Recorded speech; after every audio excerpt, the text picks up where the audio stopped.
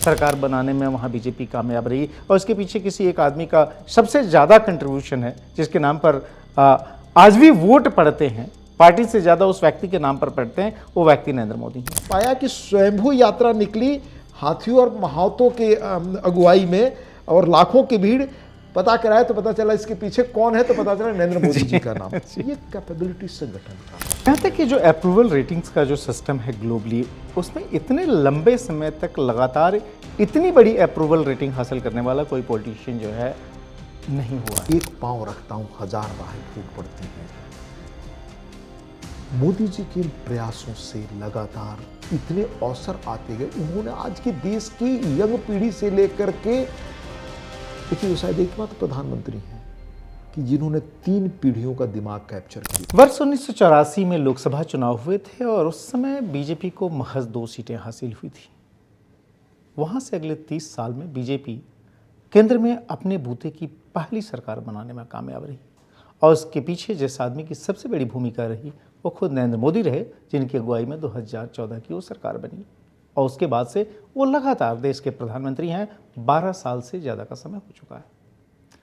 Sir, मैं आपसे समझना चाहता हूँ, मोदी जी की जो ऑर्गेनाइजेशनल कैपेबिलिटीज़ रही हैं, उनको एज एन एडमिनिस्ट्रेटर हम सभी लोग जानते हैं, क्या उनकी अचीवमेंट रही, यह देश और दुनिया में चर्चा का विषय है। लेकिन एक संगठन के व्यक्ति के तौर पर, जिस पार्टी का 1980 में जन्म हुआ, उसके पहले जनसंघ हुआ करती थी वो पार्टी, और 1984 में मान लिया गया था कि इस पार्टी का कोई भविष्य नहीं है, जब सिर्फ 2 सीटें आई थीं, वहाँ से इस लेवल तक आना, और यही नहीं, उन तमाम राज्यों में जाकर सरकारें बनाना जहाँ पर पहले बीजेपी का कोई बेस नहीं होता था। नरेंद्र मोदी की इस जर्नी को आप कैसे देखते हैं? पहले मैं एक इंसान के रूप में नरेंद्र मोदी जी की इस यात्रा के बारे में कहना चाहूँगा। रॉबर्ट फ्रॉस्ट की एक कविता है, आप जानते हैं, उनकी एक कविता बड़ी मशहूर थी जो पंडित जी अपने पास रखा जी, उनके सिरहाने रखी रहती थी। वुड्स आर लवली डार्क जी, एंड जी, deep, but I have promised miles to go before I जी, स्लीप, जी। But I have promised miles to go before जी। I sleep.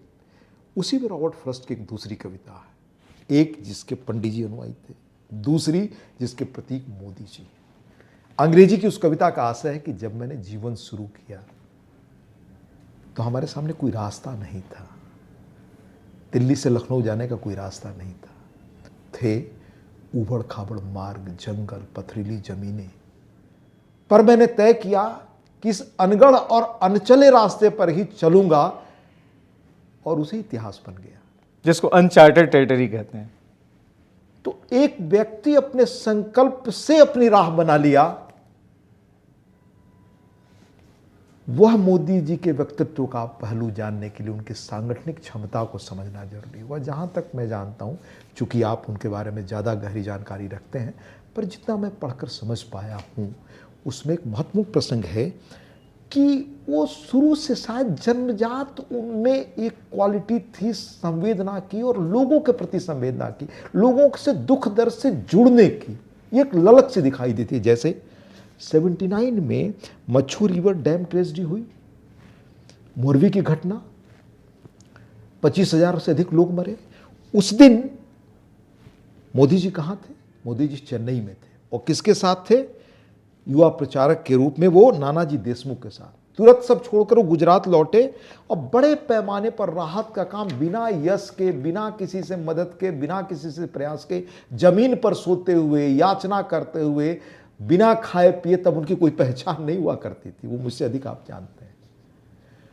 तो ये पीड़ा, जैसे बिहार में 34 में भूकंप जब हुआ, तो किस तरह से उस वक्त के लोगों ने काम करने की कोशिश की, वही प्रेरणा या उससे बढ़कर प्रेरणा एक व्यक्ति में थी, निस्वार्थ समाज के लिए सेवा करने की। ये उनकी शुरुआत के वर्ष हैं। फिर 84 में गुजरात का खेड़ा किसान आंदोलन, हमसे बेहतर तरीके से आप जानते होंगे। अक्टूबर 84 में ही 1 लाख किसानों का गांधीवादी प्रदर्शन, आपके अहमदाबाद में सरकारी नीतियों के खिलाफ, गोलीबारी, कुछ किसानों की मौत। पर वो जो किसान नहीं रहे, उनके परिवारों से निरंतर संपर्क, एक एक व्यक्ति की देखरेख, ये संवेदनशीलता आज के नेताओं की कसौटी पर आप ब्रजेश जी समझिए, तब मोदी जी को समझ पाएंगे हम सब। संघ से शायद नरेंद्र मोदी जी भाजपा में 86-87 के आसपास, 86 में तय किया गया था कि अब वह बीजेपी के लिए काम करेंगे, और जो सो 87 एक तरह से कह सकते हैं पहला उनका पॉलिटिकल माइलस्टोन था विक्ट्री का, जिसमें कि अहमदाबाद का जो म्यूनिसिपल कॉर्पोरेशन चुनाव हुआ और वो पहली बार जो है बीजेपी इनकी अगुवाई में वह जीतने में कामयाब रही। मुझे लगता है कि वह गुजरात के हिसाब से एक तरह से टर्निंग पॉइंट था। और आपने चूँकि मछूर डैम ट्रेजिडी की बात की, तो मैं बताऊँ चूँकि जब मैं गुजरात गया 99 में और इनको एज ए कैरेक्टर मैंने स्टडी करना शुरू किया, तो जन्मते हुए इनका सब लोग जानते हैं वडनगर में हुआ। उसके बाद से 69 में अहमदाबाद आ गए। 69 में अहमदाबाद आने के बाद से 72 में ये फॉर्मल प्रचारक हो गए संघ के, और संघ के प्रचारक के तौर पर तमाम वो मेजर्स जिससे कि समाज के बिल्कुल निचले पायदान पे जो लोग बैठे हैं, चाहे ट्राइबल हों चाहे दलित हों, उनको कैसे जो है ज़्यादा से ज़्यादा समाज की मुख्यधारा में लेकर आया जा सके, उस तरह के काम। और 75 की इमरजेंसी, जिसको कि आपने बहुत करीब से देखा, 75 की इमरजेंसी के दौरान गुजरात में जो भूमिगत आंदोलन था उसको कोऑर्डिनेट करना, जो लोक संघर्ष समिति बनी थी उसके सेक्रेटरी बने थे। और आप ध्यान रखें कि उस समय महज 25 साल की उम्र थी। और काम कितना बड़ा था, काम कितना बड़ा था उसमें कई मतलब विक्रम राव ने लिखा जी, है एक जगह जी। कि हम लोग जेलों में थे, हमें निरंतर अखबार कैसे मिलते जी। थे, हमारी सुविधाओं का कैसे ध्यान रखा जी। जाता था। जब हम लोग बाहर निकल के आए तो पता चला कि सिख वेश में किस तरह से ये काम मोदी जी करते थे। तो बड़ा व्यापक काम हो, उस पर एक पुस्तक भी है। पर ये सही कहा आपने, 84 में बीजेपी को 2 सीटें मिली, तब क्या निराशा थी। 80 में जनता पार्टी टूट चुकी थी। उन्हीं दिनों गुजरात में खाम इक्वेशन था जो अपराजय माना जाता था। ब्रजेश जी, क्षत्रिय हरिजन आदिवासी मुस्लिम जो है, जहां तक मुझे याद है कि अहमदाबाद, सूरत, बड़ोदरा और राजकोट, ये सभी नगर निगम शायद बीजेपी ने जीता था। जी हाँ, और ये मोदी जी की अकेले के प्रयास का वो था। उसमें आपको याद होगा शायद उन्हीं दौरान अमर सिंह चौधरी मुख्यमंत्री होते थे, माधव सिंह सोलंकी को हटाया गया, उनको जगन्नाथ यात्रा पर उन्होंने प्रतिबंध लगा दिया था। पर एक दिन पाया कि स्वयंभू यात्रा निकली हाथियों और महावतों के अगुवाई में, और लाखों की भीड़।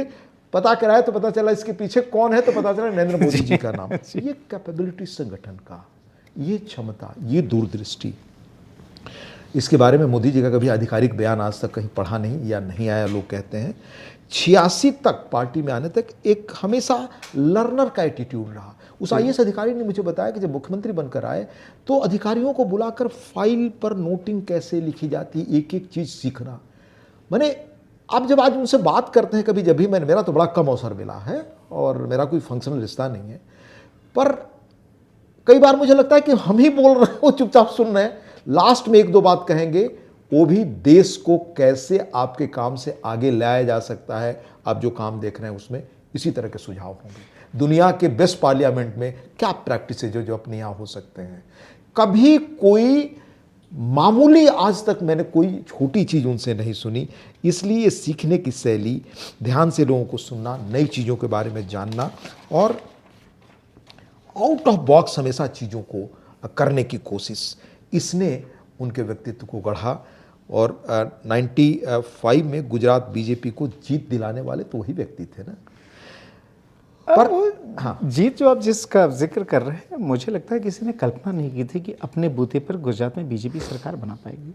वो जो पूरा का पूरा जो एक सीट का जो इक्वेशन उन्होंने सेट किया, चूँकि संगठन महामंत्री थे उस वक्त, उससे बीजेपी को ऐतिहासिक कामयाबी हासिल हुई। और 95 की वो जीत देखिए इस मायने में काफ़ी महत्वपूर्ण है, क्योंकि 95 से लेकर अब तक 95, 98, 2002, 2007, 12, 17, 22 लगातार बीजेपी वहां पर चुनाव जीतती आई है। एक चुनाव आज तक नहीं लूज किया 95 से लगातार। मुझे लगता है कि देश के जो बड़े प्रदेश हैं उसमें अनूठी सिद्धि है। ये आप याद रखिए कि कांग्रेस जब गौरव के दिनों में थी, उसके पीछे आजादी की लड़ाई का तब एक आभा मंडल था। पंडित जी जैसे नेता, इंदिरा जी जैसी वो थी। उस जमाने में भी कहीं उनकी सरकार 30 वर्ष लगातार या 25 वर्ष रही हो तो शायद बहुत कम समय में चले गए बंगाल से, बहुत कम समय में चले गए, और जहां से गए साफ हो गए, बिहार से, आपके तमिलनाडु से, बहुत जगहों का, केरल से आया करते हैं लौट करके, पर अपने बूते नहीं। पिछले 31 साल से लगातार चुनाव जीत रहे हैं, 31 ईयर्स। ये क्यों हुआ? क्योंकि उसके पीछे काम और बड़ी साधना है जो आप मुझसे बेहतर जानते हैं। पर उससे रिमार्केबल चीज मैं आपको कहता हूं, जिस व्यक्ति ने 95 की इतनी बड़ी जीत दिला दी, बीजेपी को यह गौरव देश में दिला दिया है, दुनिया में इतिहास का ये एक महत्वपूर्ण वाकया बन गया। उस व्यक्ति को जब पार्टी के वरिष्ठ लोगों ने ही उनको निष्कासित होने की सजा दी, ये तो फैक्ट है ना। जी हाँ, उनको तो दिल्ली बुलाया गया। किसी गीला शिकवा के बगैर अलग होकर के दिल्ली प्रवास, हरियाणा, हिमाचल, मध्य प्रदेश में चुपचाप दायित्व स्वीकार कर लेना, कहीं यह अरण्य रोदन नहीं करना कि खड़ा तो हमने किया और आज हमें कोई अवसर नहीं। ये बहुत बड़ी क्वालिटी है व्यक्ति के तौर पर भी, और राजनीति में शायद रेयर है। आप जब ये कह रहे हैं व्यक्ति के तौर पे बहुत बड़ी क्वालिटी है, मैं आपसे समझना चाहता हूँ, चूँकि आप जब पत्रकारिता कर रहे थे और उसमें 2014 का वो कालखंड जो था, आप रांची में थे जहाँ तक मैं समझता हूँ जो है, और 2014 के लोकसभा चुनाव के जो कैंपेन चल रहे थे उसमें पूरे देश में भी जा रहे थे, झारखंड में भी आए थे, क्या उस समय आपने सोचा था कि जो सो यह व्यक्ति इस तरह के मैसिव पॉलिटिकल रिकॉर्ड्स बना पाएगा, जो सो विक्ट्री के चुनाव दर चुनाव, साल दर साल? एक फर्क हमने देखा था ब्रजेश जी, यह कहना गलत होगा कि मैंने आंकड़ों का अनुमान लगाया था, पर यह मान लिया था कि देश ने मोदी जी को नेता चुन लिया है। मैं अपने संदर्भ में कहना चाहूंगा, जब जनता पार्टी टूटी तो सबसे अधिक निराश और परेशान होने वाले जो देश के और लोग रहे होंगे, शायद हम जैसे युवा भी उसमें थे, क्योंकि कल्पना यह की गई थी कि जनता पार्टी की सरकार अब तक चली आ रही कांग्रेस संस्कृति, जो अंग्रेजों के जमाने की देन है, उसके विकल्प में स्वदेशी ढंग से सोचने की शासन संस्कृति विकसित करेगी। वह मैकाले पद्धति की, वह अंग्रेजी राज के, वह पुरानी साम्राज्यवादी मनोवृत्ति से हटकर जो सिर्फ ट्रांसफर ऑफ पावर माना जाता है, उसे लगटकर एक नया इतिहास लिखेगी। तो सबसे अधिक निराश होने वाले लोगों में करोड़ लोग इस देश के रहे होंगे, मैं भी एक पत्रकार के रूप में था, क्योंकि तब हम लोग बड़े नेताओं की सभाओं में सुनने जाते थे। मैं कल्पना नहीं कर सकता आपको कि जब 77 का रिजल्ट आ रहा था, तब तक मैं ज्वाइन कर लिया था मुंबई में, और वो रिजल्ट मंत्रालय आप देख रहे हैं उस पर बोर्ड पर लगाया जा रहा था। 12-1 बजे तक JRD टाटा हो या कॉमन मैन हो या फिल्म स्टार्स हो, सब खड़े किस तरह से देख रहे थे, और कैसे जब खबर आई कि उत्तर प्रदेश से कौन कौन दिग्गज हार रहे हैं, तो क्या वो प्रसन्नता जो मैंने देखी थी, सबको उम्मीद थी कि एक नया भारत बनेगा, पर बहुत निराशा हुई ब्रजेश जी। उसके बाद मैंने नेताओं की सभा में जाना बंद कर दिया। जब VP सिंह ने यह आह्वान किया कि भ्रष्टाचार के खिलाफ, तो मैं कलकत्ता में रविवार में काम कर रहा था और मैं ब्रिगेड मैदान में उनको सुनने गया था। सुनकर बहुत घोर निराशा हुई थी मुझे। वो विजन नहीं था, वो दृष्टि नहीं थी। मैं उन पर भी टिप्पणी नहीं कर रहा हूं इसलिए, पर लोगों की बातचीत और वो सुनकर के बहुत वर्षों बाद मैदान में जाकर चुपचाप बैठने और वो करने वाला मैं ही नहीं, मेरे साथ कई बड़े IAS अधिकारियों को मैं देखा वहां बैठे हुए हैं ये, और जबकि रांची मुख्य शहर में उनको जगह नहीं दी गई। 13 की शायद बात है जी, वो आप देखे होंगे रांची अनुभव, तो HEC से बहुत दूर बात दी गई थी, मैदान भरा हुआ था साहब सुनने के लिए। और जो नरेंद्र मोदी जी ने बोला, उसका जो असर लोगों में मैंने देखा, तो मैंने पीपुल्स पल्स फील कर लिया था, और शायद मैं उन कुछ वो लोगों में से था कि उनकी पूरी स्पीच में उल्लेख कराता था। तो खैर वो तो एक अलग बात होगी। तो इसमें दूसरी खासियत जो मैं मोदी जी का कहना चाहता हूँ कि बगैर इन चीज़ों के निराश किए हुए कि मैंने बीजेपी को यह जगह दिला दी, मुकाम, और मुझे मतलब क्या कहते हैं जो राम को मिला वनवास, वो मुझे वनवास पार्टी ने दिया। वो जहाँ जगह पार्टी को नए सिरे से खड़ा कर दिया, हिमाचल, चंडीगढ़, सी द मतलब एटीट्यूड, जो पॉजिटिविटी, जो संकल्प कहते हैं, और बिना कहीं अरण्य रोदन। वैसे भी वो माना जाता है, जो मेरी समझ है कि वो बड़े मतलब अल्प बोलने वाले, और कई बार मुझे लगता है बड़े लूनर हैं। उसकी चीज़ मैं कैसे समझ पाया वो बाद में आपको बताऊंगा। पर बंकिम चंद्र चटर्जी उन्हें सिर्फ ये आनंद, वो जो हम लोग वंदे मातरम गाते हैं, इसके लिए प्रिय नहीं है। बंकिम चंद्र चटर्जी का एक उपन्यास है आनंदमठ, उसका जो नायक है, चंद्रशेखर जी ने भी उसका उल्लेख किया था, उसका नायक जहां वो सफलता पाता है या विफल भी होता है, तो फिर वो नई जगह उसी उत्साह, उमंग, ऊर्जा से बिना पीछे की अतीत कारण रोदन किए समाज बनाने निकल पड़ता है। ही सिंबलाइजेस दैट। ये अद्भुत था, बिना गिला शिकवा के। टेक्नोलॉजी का जो उनका कैसे वो रहा, फिर पार्टी में ट्रेनिंग देने का लोगों का, पार्टी के गुमनाम बूथ लेवल की मैनेजमेंट, बूथ लेवल पार्टी के गुमनाम लोगों को कैसे सामने लाएं। फिर चिंतन बैठक की शुरुआत। गुजरात में आपको तो ज़्यादा पता होगा, the top 20 leaders of the state got together in Gir forest and spend 3 days cut off from the media without access to telephone and even newspaper to focus solely on the strategy option. चिंतन शिविर का culture, paper ऊपर कुछ नहीं, गिर उसके जंगल में जी, गिर फॉरेस्ट में। इसलिए जब कंप्यूटर लोकप्रिय भी नहीं हुआ था, तब लोगों के पास मीडिया को खबर पहुंचाने की कला सिखाना अपने कार्यकर्ताओं को, इसलिए चुनौतियों के बीच सृजन का रास्ता बनाना, गुमनाम कार्यकर्ताओं को फ्रंट पर लाना, हर शहर में एक प्रमुख नेता को खड़ा करना, डेलीगेट करना पावर। 80 के दशक में गुजरात में जैसा कहा पार्टी का निर्माण, 90 के दशक में पंजाब, हरियाणा, हिमाचल प्रदेश, मध्य प्रदेश में पार्टी निर्माण, 90 में आडवाणी जी की रथ यात्रा को सफल बनाने का। जी हाँ, सोमनाथ से यात्रा शुरू हुई थी पूरी। 92 में मुरली मनोहर जोशी की, और सब पीछे रह करके बिना सामने अपने को लाया फोटो खिंचवाने की होड़ में शामिल हुए। तो ये जो संगठन की ताकत है, ये जो आत्मविश्वास है, ये जो प्रशिक्षण, निरंतर टेक्नोलॉजी से कार्यकर्ताओं को जगाने का, टिफिन बॉक्स मीटिंग, ये तो आप ज़्यादा इसके बारे में बता पाएंगे। इसलिए एक नई राह गढ़ी उन्होंने, जो शुरू में मैंने कविता कोट किया ना रॉबर्ट फ्रॉस्ट की, हमने नई राह बनाई उसमें। और अजय जी की बड़ी मशहूर पुस्तक है मोदी जी पर, जिसे छापा है शायद पेंगुइन ने, उसकी भूमिका लिखी एंडरसन ने, जी, वर्ल्ड एंडरसन ने। वो बड़े प्रोफेसर हैं अमेरिका के। उसमें एक पैरा एक जगह लिखा है, ये बड़ा इंपॉर्टेंट है। The electoral project also had an ideological vision, जो मोदी जी के उसमें था। An effort as Singh note, Singh यानी Ajay Singh, replaces the Congress system conceived a western educated elite. जो हम लोग कल्चर की बात कह रहे थे पहले के डिकोलोनाइजेशन की, तो कह रहे हैं कि जो वेस्टर्न एडुकेटेड एलिट कांग्रेस ने लिखा था, उसको बीजेपी ने कैसे, with a BJP that is the sole contender for the claim of the holy Indian home grown way of party building, स्वदेशी रास्ता से, स्वदेशी संस्कृति से हम कैसे अपनी चीज़ों को आगे बढ़ा सकें, ये मोदी जी ने कहा। ये उनका संगठन का क्षमता।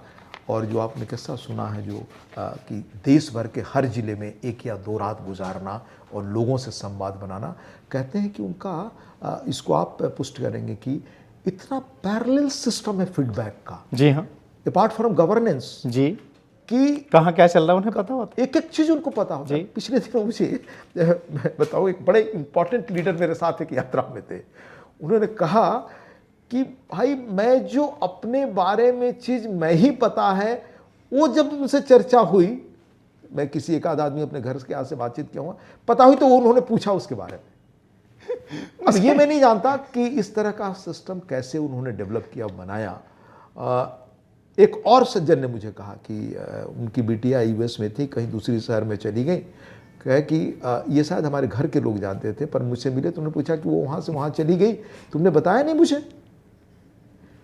ये उनके इन्फॉर्मेशन चलन का राज आप जानते हैं, आप बताएंगे। मुझे एक चीज़ बताइए, जो पार्टी, मुझे लगता है जब आपकी पत्रकारिता के शुरुआती वर्ष रहे होंगे तो इस पार्टी को ब्राह्मण बनियों की पार्टी कहा जाता था, कि बीजेपी जो है सो, या उसका जो पूर्ववर्ती वर्जन जो जनसंघ था, यही कहा जाता था।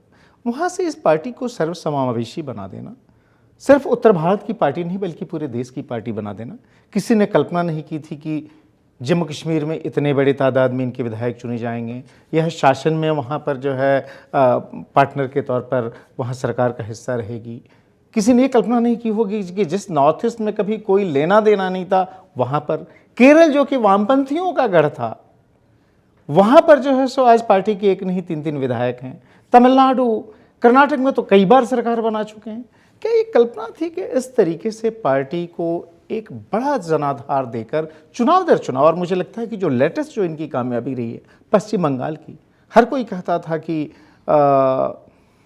कुछ भी हो, end of the day BJP वहाँ सरकार नहीं बना पाएगी, और फाइनली इतने मैसिव मैंडेट के साथ सरकार बनाने में वहाँ बीजेपी कामयाब रही। और इसके पीछे किसी एक आदमी का सबसे ज़्यादा कंट्रीब्यूशन है, जिसके नाम पर आज भी वोट पड़ते हैं, पार्टी से ज़्यादा उस व्यक्ति के नाम पर पड़ते हैं, वो व्यक्ति नरेंद्र मोदी हैं। ये कैसे जो है यह, क्या कभी आपने कल्पना की थी एज ए जर्नलिस्ट की ऐसा संभव है? बिल्कुल नहीं विजय जी, मैंने ही नहीं, देश के शायद किसी व्यक्ति ने यह कल्पना की होगी। पर जब मोदी जी के अतीत की यात्रा 85 से हम देखते हैं, उस व्यक्ति का संकल्प जब देखते हैं, उस व्यक्ति की कार्यशैली जब देखते हैं, उनका जो समर्पण देखते हैं, उनका जो एक विजन देखते हैं, उनका जो पॉजिटिव माइंडसेट देखते हैं और एक मिशन के तहत स्पष्टता से काम करने का वह मादा 24/7 का देखते हैं, तब हमें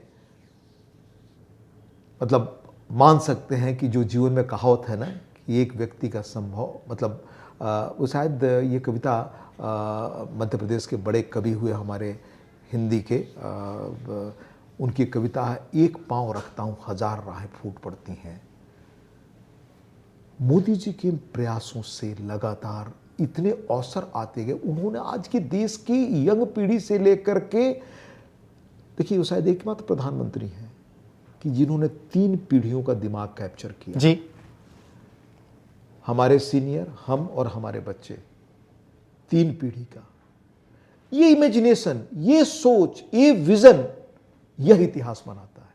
और हमारे समय में दुनिया में वह देश की पॉपुलर लीडर नहीं, उनके कितने फॉलोअर्स हैं क्या है, दुनिया में शायद इस कदर इतिहास को जीते जी बदल देने वाला व्यक्ति और इतने समय तक शायद दूसरा। यहाँ तक कि जो अप्रूवल रेटिंग्स का जो सिस्टम है ग्लोबली, उसमें इतने लंबे समय तक लगातार इतनी बड़ी अप्रूवल रेटिंग हासिल करने वाला कोई पॉलिटिशियन जो है नहीं हुआ है। एक संशोधन कर दो जी।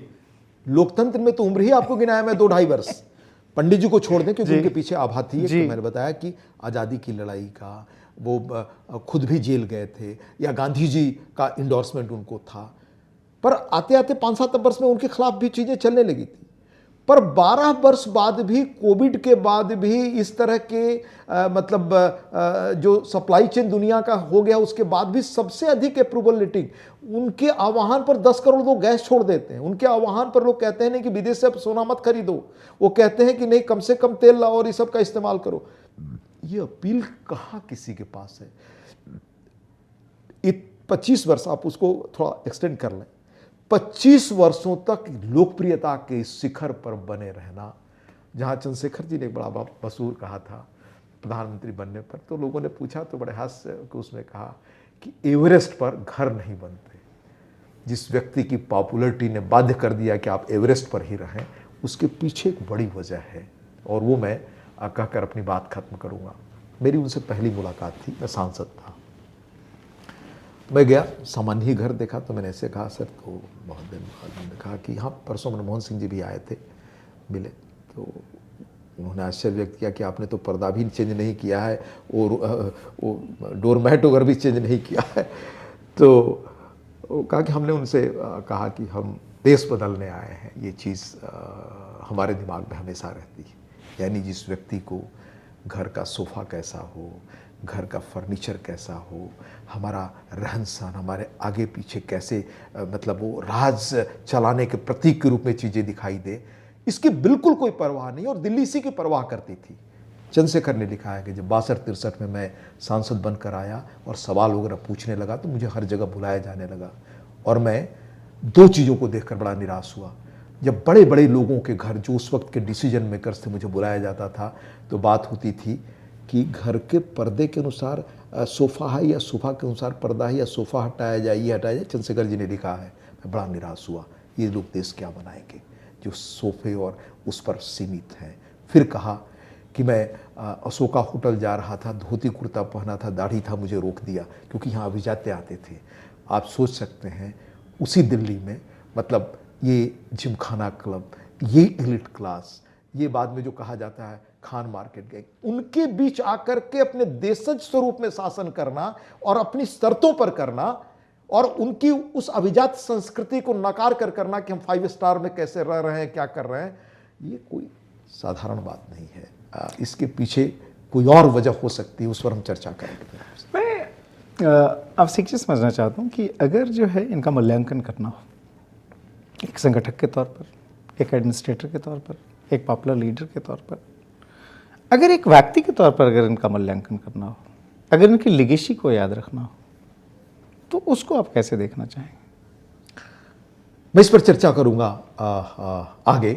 दरअसल इनके पीछे मैं अध्यात्म में थोड़ा पढ़ता हूं ब्रिजेश जी। जब हम सब बड़े हो रहे थे तो बड़े अनिश्वरवादी, क्योंकि शायद बर्ट्रैंड रसेल ने कहा है या जॉर्ज बर्नार्ड शाह ने कि जब आप उम्र में युवा हों और तब साम्यवादी न हों, अनिश्वरवादी न हों, उनके कहने का भाव मैं कह रहा हूं, तो आप मतलब युवा नहीं हैं। तो हम सब उसी परिवेश से आए। हालांकि परिवार सारा एक सनातन मूल्यों का परिवार होता था, ईश्वर को न मानना, फला न करना, ये न करना। बाद में 14 मतलब मैं कहूँ कि लगभग 90-91 के बाद मुझे बड़ी अध्यात्म में रुचि हुई और मैं कह सकता हूँ उन संतों से मेरा संपर्क थोड़ा रहा जो मीडिया के प्रचार से दूर रहते हैं। हमेशा थोड़ा बहुत लोगों से मेरा संपर्क रहा, आना जाना हुआ। मैं रामकृष्ण मिशन, मैं महर्षि अरविंद के आश्रम, रमण महर्षि के आश्रम, मैं नीम करौली वाले बाबा और भी कई जगहों पर मेरा सरोकार रहा। और मुझे लगता है कि मोदी जी के उस व्यक्तित्व पर देश और दुनिया को पता ही नहीं है। उनको इतनी ताकत मिलती कहाँ से, ऊर्जा मिलती कहाँ से है, ये दृष्टि मिलती कहाँ से? वो शायद आध्यात्मिक पक्ष है। ये आध्यात्मिक पक्ष है। और जो आपने अच्छा कहा कि ये ताकत मिलती कहाँ से, ये भी जानने की कोशिश करेंगे हम लोग अगले एपिसोड में। Thank you very much. बहुत धन्यवाद।